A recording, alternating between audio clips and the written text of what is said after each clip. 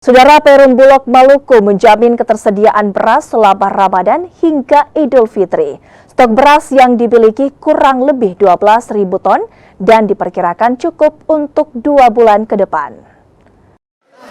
Ketersediaan beras di Provinsi Maluku dipastikan aman hingga 2 bulan ke depan.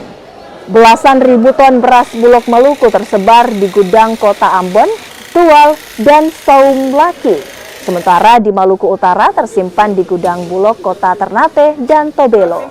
Pihak Bulog Maluku dan Maluku Utara juga telah melakukan penambahan stok pada Maret sebanyak 4.750 ton beras impor dari Vietnam. Bisa jadi 2,5 bulan lagi ketahanan stok kita. Jadi itu pun kalau seluruh masyarakat di Maluku atau Pulau Ambon ini makan beras Bulog.